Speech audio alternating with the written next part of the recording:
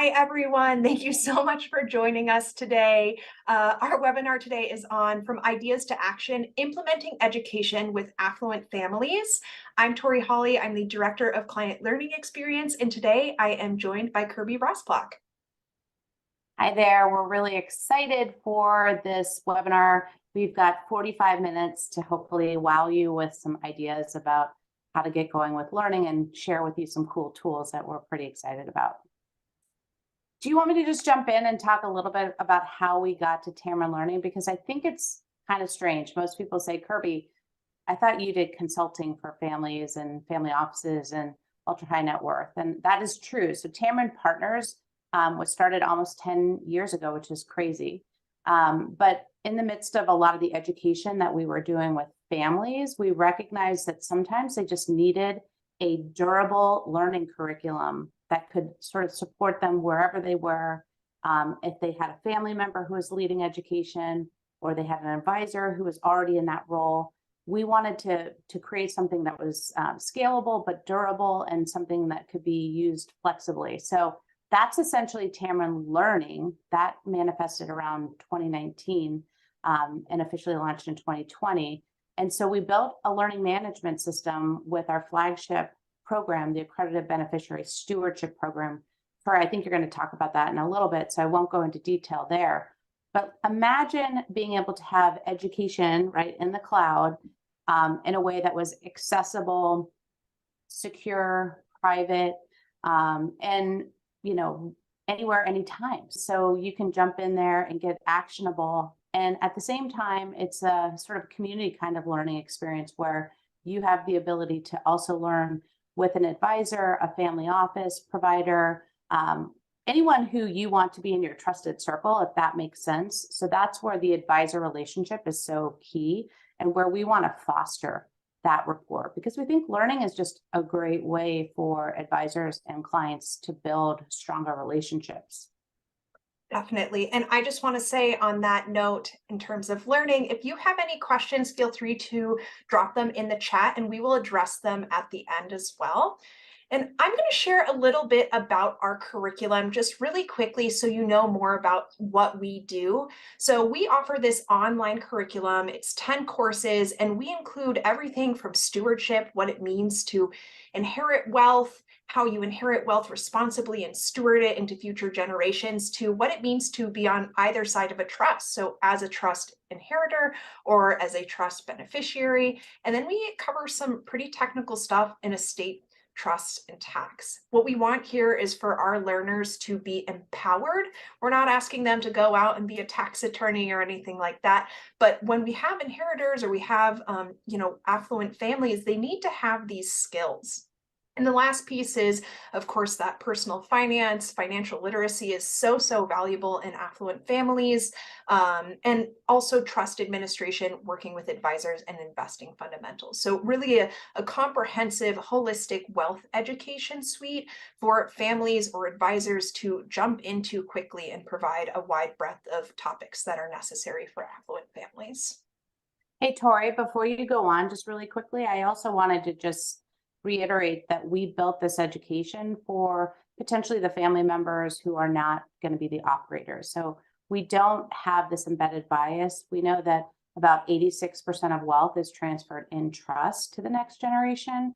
Rarely do we have the opportunity to really dig into what does that mean. So again, it complements operator learning as well, but it doesn't necessarily require someone to know anything about what they're going to inherit, if they're going to inherit, or have any real details to the broader story that their family is all about. We start with the idea that you can have no knowledge, right, Tori? Yep, that's perfect. And thanks so much for sharing that and bringing it up. So I wanted to pose this question about why is education important to affluent families and their advisors? And this is something Kirby and I talk a lot about. So I started to dig into the research and the actual numbers behind it. And I laid out this story that I think is pretty interesting. So this first is a study of affluent millennials. They're anxious about money and they have financial insecurity. So there's a lot of fear there. And it's interesting because their parents feel that way too. So US Trust found that only 42% of parents, high net worth parents, believe their kids are ready to inherit wealth. So what's going on here? So we look at wealth education does not seem to start for affluent families until they're 28 years old.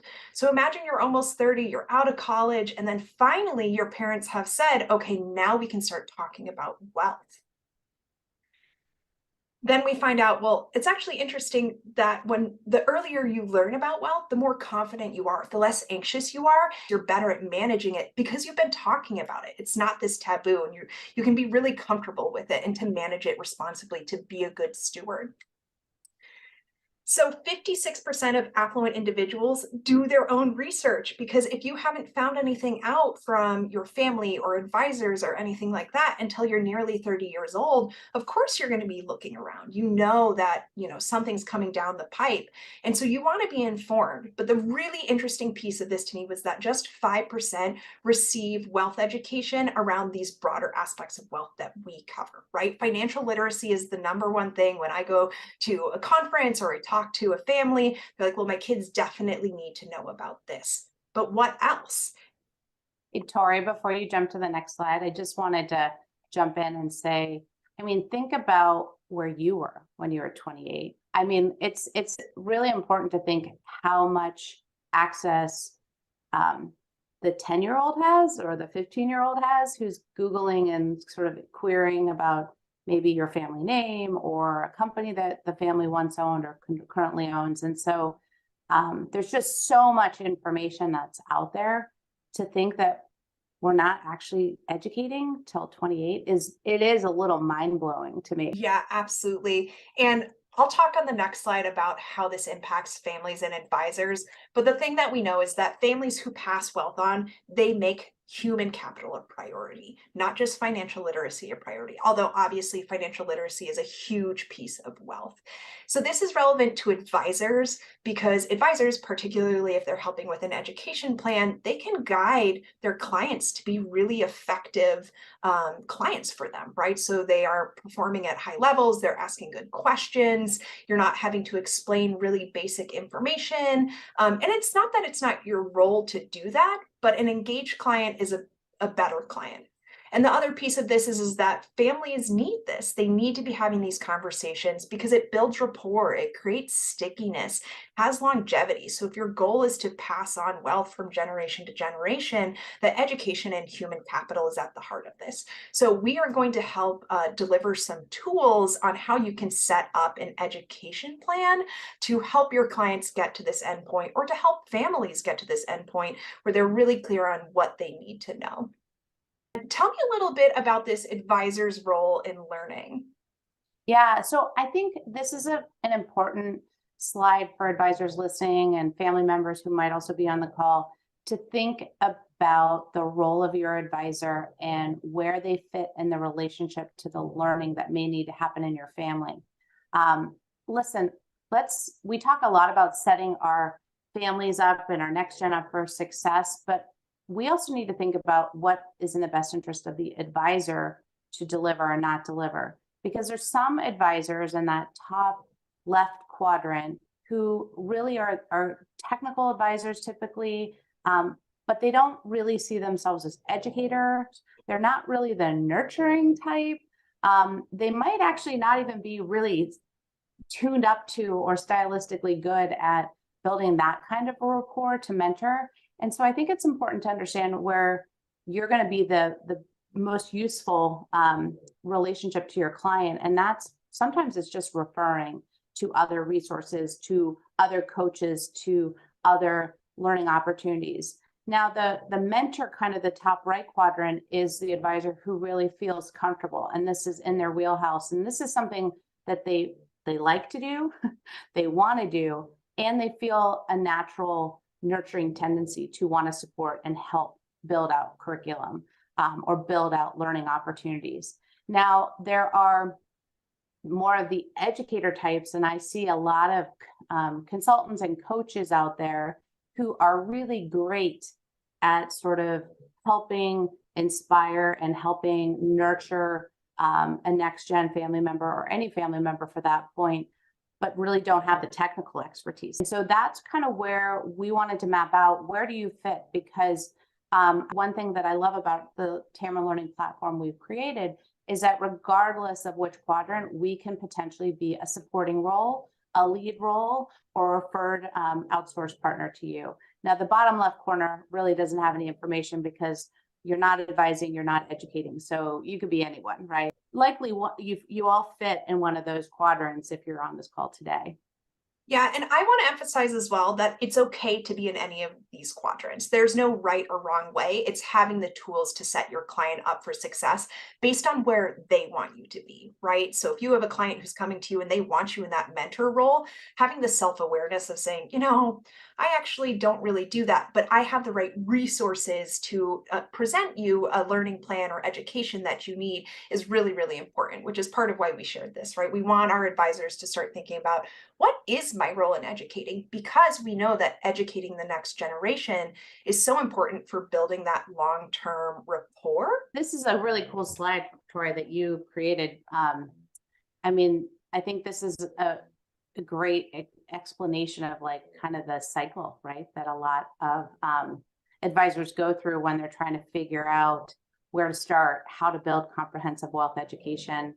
Some firms actually do a lot of work to develop their own proprietary content. I think this is a double-edged sword. I'm just going to call it out there because sometimes if you also are selling product or pitching investments, your clients might say, hey, wait a minute, are you trying to influence and sell me more stuff or sell my family more stuff? And I think this is one of the hardest parts of how to get good education to families. Yeah, and that comes to this idea of that high technical awareness. If you're an advisor and you're a CPA, you can deliver perhaps really great mentoring education around that one little piece. But if your client wants you to be in this box as a mentor around trust, tax, estate planning, and these other topics, that having the awareness is really hard. And we actually have one advisor who we work with who is an estate attorney, and they are like, I'm so good at this one piece that I almost have blinders on, and I get so in the weeds on what I like to share or what I think they should know. And sometimes they just need this foundational knowledge to be empowered and engaged. And I pretty much started at this point above, but again, I think more and more the amount of information that the human capital to really develop that is entailing is requiring advisors to find lots of different materials. So if their firm isn't providing it, then they have to go look outside. And then they're also conflicted with, oh, I don't want to show that competitor. They have a great white paper, but maybe I don't want to put that to my client because maybe they're going to go look at that firm and not talk to me. So again, I think it's hard to find neutral material that isn't leading or potentially selling away from you. Yeah. And another stumbling block that we see with advisors that we partner with on education is that gathering resources and building a curriculum on your own from the ground up, it's a full-time job. You can hire a chief learning officer, you can hire someone for this role, but you as an advisor who's working day to day with your clients, they're going to ask you questions. We have one person that we partner with in particular who said, what we do is we go to a tangible bookshelf, we open up a book and we find a chapter. We then photocopy that chapter or we scan it in and we email it to our clients because it has the highlights that I know are really important. But if you're trying to scale this to a ton of different clients, it becomes a really, really big lift. And every interaction having to be bespoke learning is a big challenge for advisors. Yeah, and let's just be honest, sometimes advisors don't necessarily feel that they have the capacity, the time. I mean, when you start any sort of learning journey with a client, be it a whole family or an individual, it takes care and feeding and support. And that oftentimes means having a learning path and having milestones and checking in and having to really be present, not just push a lot of stuff their way. So if you're going to be an educator in the learning experience, be prepared for what that really entails and dedicating the time for that. Right. And the last piece is it's so important because, again, we know that education is integral to NextGen rapport, right? We know that this is one of the key areas that advisors can use to retain relationships. So then you get sort of forced back into this cycle. Okay, no, I have to be doing this. And that it can be segmented. It stops and starts, it's stumbling. It's my client came back to me and they want to approach education again. So, and again, there's no wrong place to be in this. And this is just what we see with our advisors and their relationship prior to coming to Tamarind Learning, where we solve some of these issues. Yeah, so I would say this slide is near and dear to my heart because we hear a lot, oh my gosh, Kirby, there's so much resistance, or what can we do to make this accessible? And again, I want you to consider the first point, address resistance and manage fear, that it's not a one and done try. Typically, learning doesn't happen because you say, are you ready to learn? And the client says, not today, or maybe next month.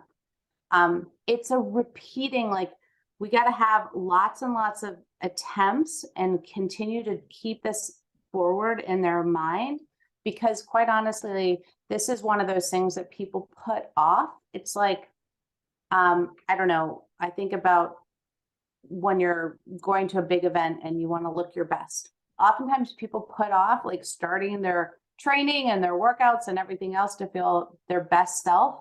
And so sometimes it's hard because there's resistance, there's fear of what they don't know, there's fear of being judged. And so one thing I would say at the very beginning is to try to understand what are the impediments, what's truly getting in the way, and how can you start to address those real hurdles, those real barriers to learning, and start to demystify and break them down. And that's for the learner, but that's also for typically the elder generation who's saying, come on, they need to know this. And so sometimes it's really understanding, is it their own insecurities? Is it their fear of being judged? Is it their fear of not matching up to their peers, right? We have a lot of more and more people in our world that are neurodivergent, that learn differently. And so we really need to understand what those barriers or inhibitions are. And then let's also be cognizant that advisors oftentimes are asked to learn up with their clients in advance of a transition, succession event, an aging out sort of retirement sort of situation. Sadly, I mean, I'm thinking, Tori, of a client we had who had a parent with a devastating illness, and they knew that there was going to be a death in the near term. And so again, we really like to say that learning can happen at any point. There might be triggers like that you're learning under duress. It's not ideal. It's never ideal to have to learn because your back's against the wall. And so we also use that as a motivator to say, hey, in advance, we know this is going to happen maybe in 5 or 10 years, but let's get prepared now. So when we're there, we won't have the stress of trying to learn to make the decisions. And then this provides safety nets to fail forward. So one of the things that I like to inculcate with advisors is think about the ability for smaller falls, less gravitational mistakes that won't necessarily have a dire impact on the family's reputation or the family's wealth or safety or security. So again, I think it's so important that advisors also communicate the power of learning early, often, and opportunities for incremental or smaller kinds of opportunities for independence, autonomy. And if they make a mistake, that's okay. Help them, support them through that, and help the elders support them through that. And the last one, identifying success teams, is something I'm a big believer of. Whatever your learning curriculum, whatever your learning approach, find great role models that you can also surround the individual or the family with, who are 3, 5, or 10 years ahead of where they think they want to get to model out how good hard work, good behavior can lead to great success. And that's sometimes more inspiring than parents, than advisors. And we know that peers are the #1 influencer in our young people and young adult lives. So that is a key piece to learning success too.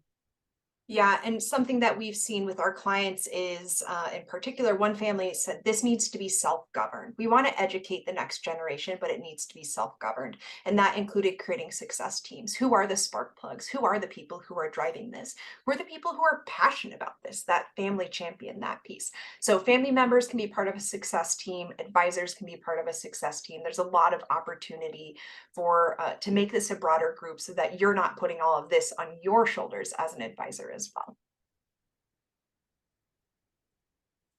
I'm going to jump in here and quickly cover our learning plan foundations. We've written an article about this and we will share it after the webinar. But I wanted to bring attention sort of our process for building learning plans with families. So you always, always, always want to start with the why. This is basic change management, right? If we are asking a family to change their processes, to make time for something, we have to have a pretty good reason why. If our why is, well, it's what we heard we should do. Let's dig a little bit deeper into that. Why should we do it? Because we can look back at those stats and say, man, a few affluent millennials are feeling financial insecurity. And that's bad because then they make poor financial decisions or they're acting from a place of fear. So we want to be able to have a really clear why.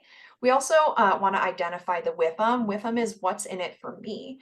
As adult learners, we have so much on our plate that we need to address. So having a clear what's in it for you, and this can be intrinsic and extrinsic. Kirby and I did another webinar on this that we'd be happy to share with you as well to talk through what that with them means. The next piece is to create clear structures. What's the who, what, where, when, why? How are learners learning? What are they learning? Where are they learning? So just really being articulate about these structures and who's doing what sets you up for success in a learning plan so that when something happens, a change occurs, you have a person to point to. And finally, after you've really laid this foundation, you can then start talking about curriculum. Then once you have identified these pieces, you can start to say, okay, we're going to talk about financial literacy. Here's how we're going to do it. Here's the why we're doing it. Here's what's in it for you if you complete that education. And here's the structures for that to happen. And you'll see communication is the guiding point on top. All of these things require communication. You as an individual advisor can't force this. Grandpa at the top can't force this. This has to be a process. So when everything is coming back to that why. Well, why though? It's your mission statement. So the WIFM identified by the why, the structures identified by the why, and then finally curriculum is identified by the why as well.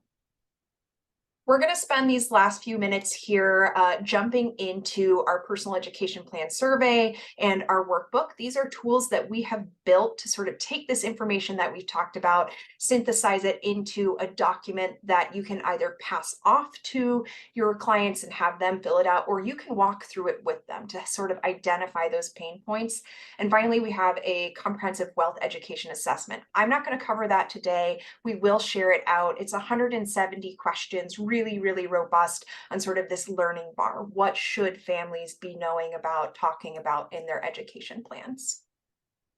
Anything to add before I jump into sharing our PEP survey, Kirby?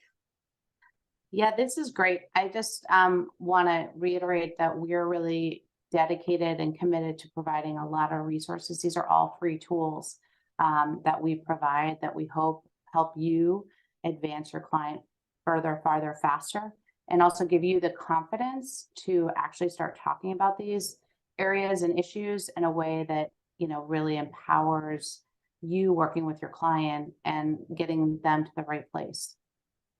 Yeah, thanks for sharing that. And all of our resources are available on tamarinlearning.com. All of these are free to you guys. We have this fantastic wealth workbook as well, fantastic podcast library, but we'll start with our PEP education plan and survey here. If you scroll down to the page, you can start. But we did queue up a little example so that we could talk through kind of this story of why you would create a learning plan and what it looks like for a family. So this family in particular, they're going through a generational transition. So this, we start to peel out their why. It becomes really clear. If we don't do this, we're just going to go through the transition and we don't know what the outcome is going to be. So they have kids between 10 and 15 years old, and they're all going to be recipients of a trust. So they know they want to lay the good groundwork for what that means, but the adult generation here doesn't actually know what's going on themselves as well. So we have a really clear why. We want to get clarity, we want to move forward, and we want to be prepared so that we can steward this wealth once dad transitions and works through this. So the WIFM, we said here there needs to be a family discussion about this because the family's a little bit divided. Some family members want to get a vacation at the end, and others want this to be the pathway for receiving a trust. And so they need to just have some conversations to solidify that WIFM piece. And every family is going to do it a little bit differently. And so this survey we have built for families to go through, again, either as with your advisor or just as family members. And you have the ability to, once it's complete, to export it as a PDF, or you can just save and continue later. You have your own unique link to it, and it can become pretty durable as well. So we're figuring out those structures, right? That who, what, where, when, why. So who's being educated in this particular situation? We're talking about multi-generational. We're talking about parents and their children who in the next 10 years or so are going to be in their 20s. Who will do the educating? And so this person, we don't know yet. We're not quite there, but we want to keep that question in mind. Who's going to be responsible for this? And I want to put a point on that, Tori. I think it's really important when advisors are putting their toe in the water into this area, they may or may not be on the hook for education. So we make an assumption that advisors may want to know more and be more active or involved. But sometimes it's great if you can galvanize as part of the training and the progression of the learning bar in that family to empower a family owner to be the spark plug, to be the champion for learning, and to help keep them accountable versus you, the advisor, having to be the watchdog. Exactly. And that, Kirby, comes back to sometimes we learn better from our peers rather than, particularly, this is mom and dad's person, this is grandpa's person. They just want me to be educated for whatever reason. So being able to have that family spark plug is a big piece of this. So all of this is really just to start those discussions, have that communication. You now have a template for talking through those things. The next part of the survey is defining success. And so everyone should come out with basic financial skills. That's a common one, but being comfortable talking about the trust and the implications. So success is going to look different for every family. Maybe you have specific goals you want to meet. So this document is really just put in place to help families talk through these issues. And then the next portion is the knowledge and topic prioritization. So when you look at your family, here's a number of topics. These are all pulled from the Tamarind Learning Curriculum and what we cover. What's the most urgent and what's the least important? So this person in particular said financial literacy is important, financial parenting, and budgeting. They're going through a liquidity event. They want to really start figuring that out. But they actually no longer have an operating business. So corporate tax is not super high on the priority list.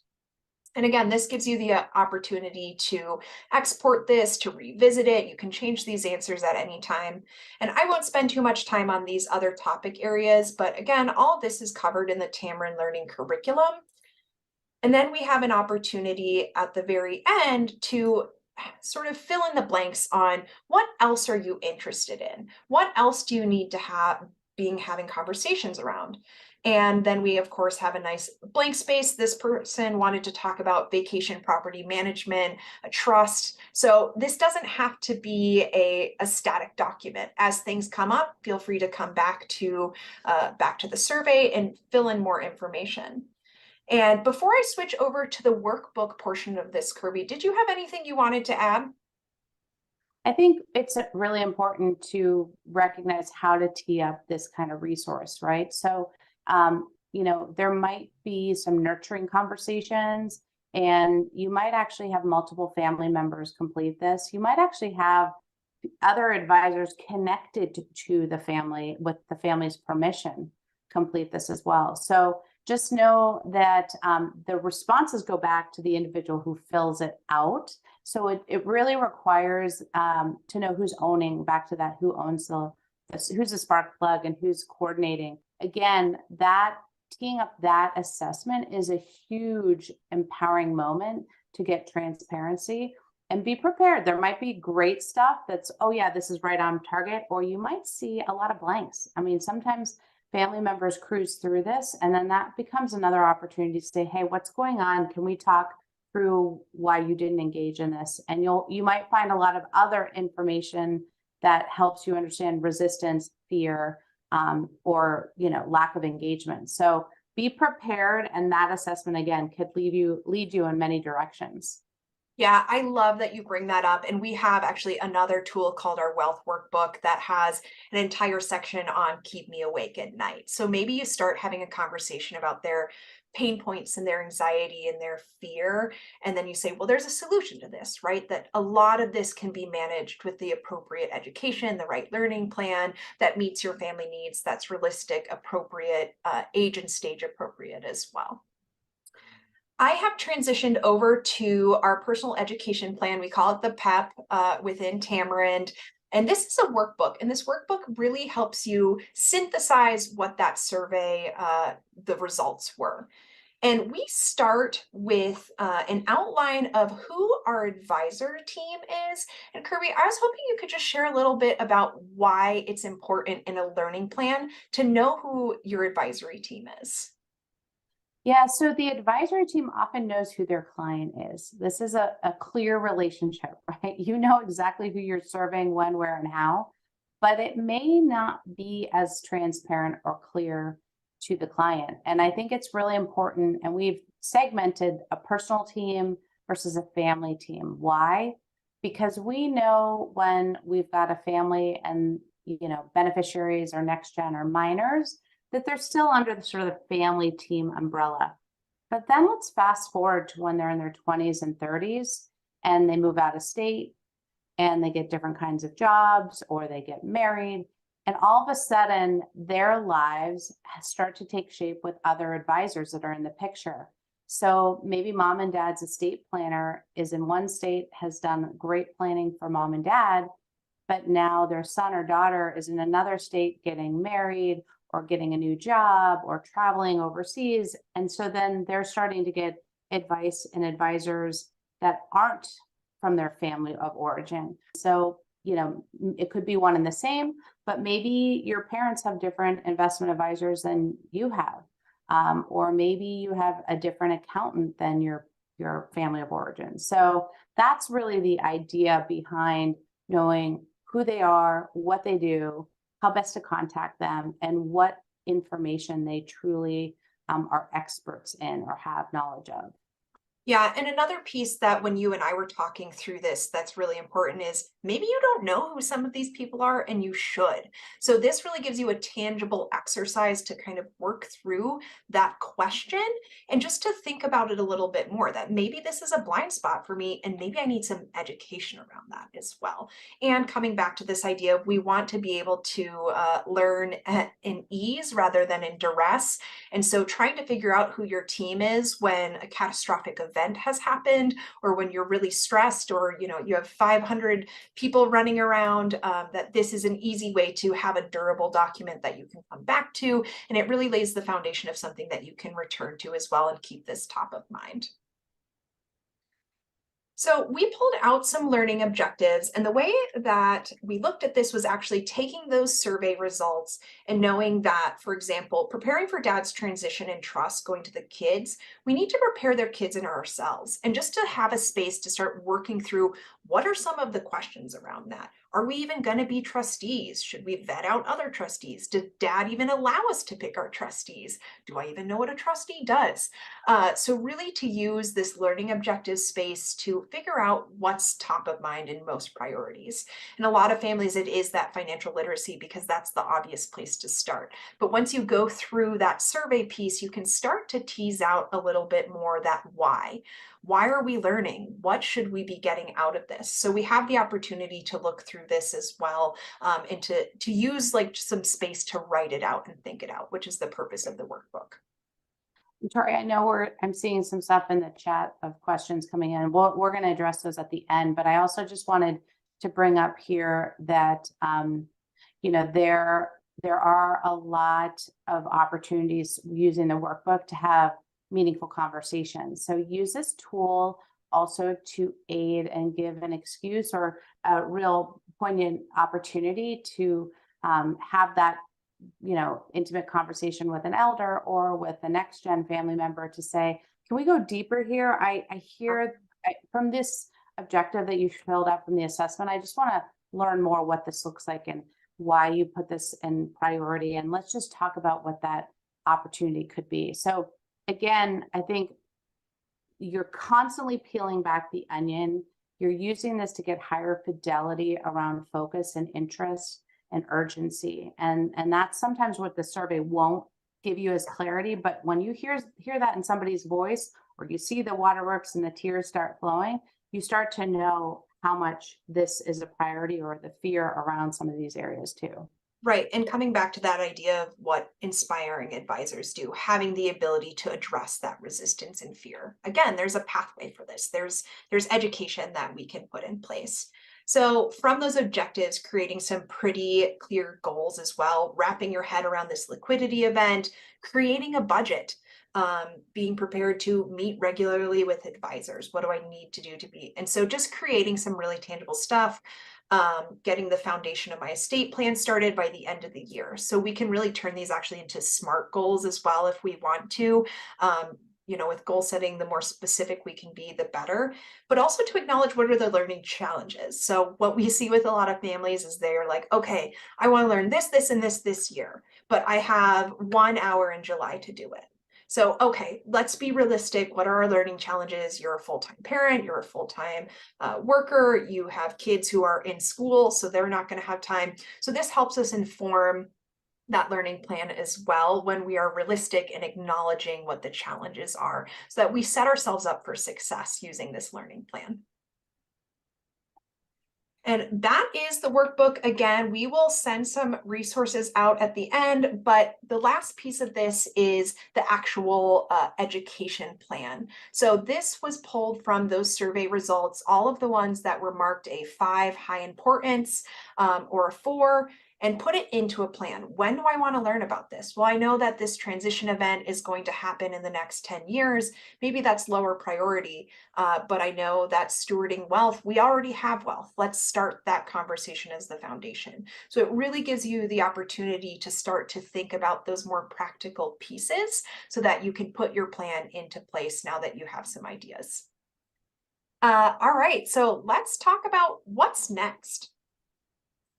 You have all of this in place, you have your learning plan. So now either as an advisor or as a family, you have to go out and develop, gather, and find your curriculum.